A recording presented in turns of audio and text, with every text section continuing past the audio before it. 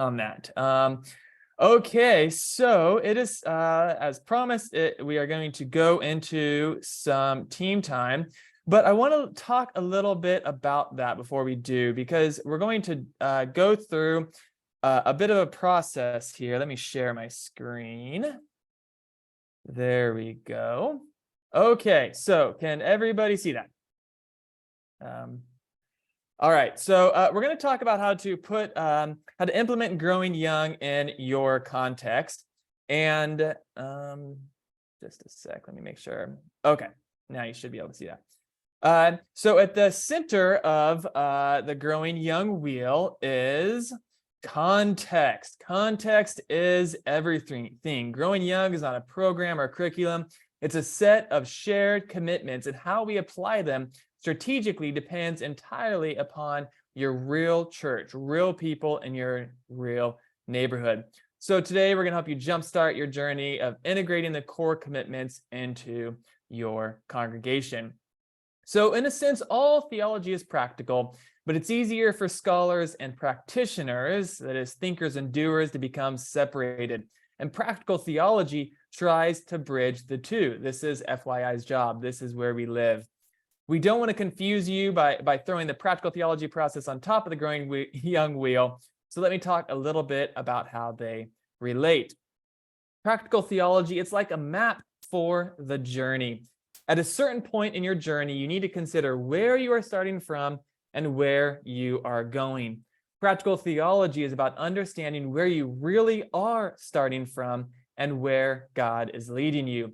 You can certainly just focus on implementing programs based on the 6 core commitments, and you'll end up somewhere, maybe even somewhere good, but doing this reflective work of practical theology will help you ensure you end up somewhere intentional. So you're going to work through each of these questions this weekend. You don't have to have all the answers right now, and that's okay, because it's in this process, it's in the practical theology process of asking these questions that God works. And in the asking and the reflecting, the discerning and the prayer, that is where God works. So there are 4 questions here that are a tool to help you build that map from point A to point B. This is the practical theology process. It begins with now, what is going on? Why is this going on? Where is God leading us? And how might we respond? You'll notice in your packet in pages 9 and following, I believe it is, that you're going to be guided through each of these questions in the church transformation process or church transformation plan. The practical theology process is just an opportunity to allow God to change us, because we're changed through the discerning and the experimenting and the planning. We like to think about this and holistic long-term change as a slow cooker compared to a microwave. A microwave is quick, you stick something in and it pops out all done for you. But growing young is more like a slow cooker, a crock pot. It takes time. It's about long-lasting culture change. So go ahead, if you have not already, turn your packets to page 9, and your packets or your handouts. And I want you to start with the now on that, and we're going to give you some time and go through the questions one by one.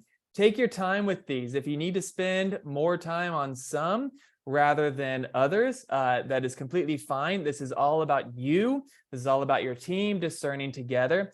You will be asked to, you'll have some time today to work through those questions, and then you'll be asked at the end of this to complete your packet in the next 2 or 3 weeks, or to complete your church transformation plan in the next 2 or 3 weeks. So you'll have some time afterward to finish this. This is your first church transformation plan. We will give you a second one later in the process that helps you really nail down specifics. So today you're just starting, you're just working your way through the first couple pages, get as far as you can, and then we'll meet back and you'll do some processing as a coaching group. Your team assessment results, if you haven't closed it, go ahead and sign into your dashboard, close your assessment, and bring those results with you. Those can help guide your time as you fill out the church transformation plan, and then we will use those more specifically in coaching groups a little bit later. Are there any questions about this, or Andy and Chuck, anything I'm missing? Sam, you got a question? Yeah, you know what? Honest mistake. I was in the middle of a divided.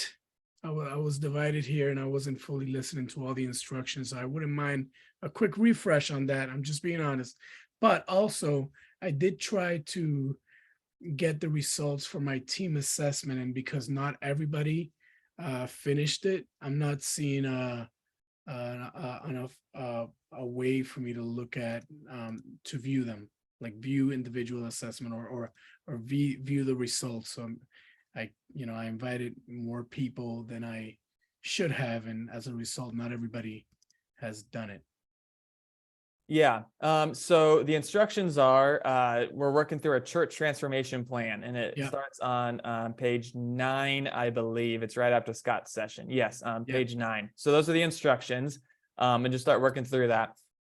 With your assessment, log in. I know we had a couple questions about this over the break. So if you haven't already closed it, log into your assessment dashboard.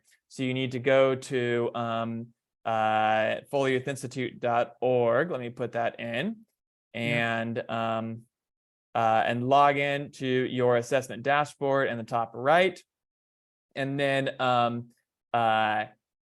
you can close the report and close the assessment, and it'll get you your report pretty much instantly. So if you do, I'm going to send everybody into groups. I'll pause for more questions. But if anybody does need help walking through that process, at the bottom right, you can come back to the main room, and I'll be here to walk anybody that needs to through that process. Are there any more questions about this time?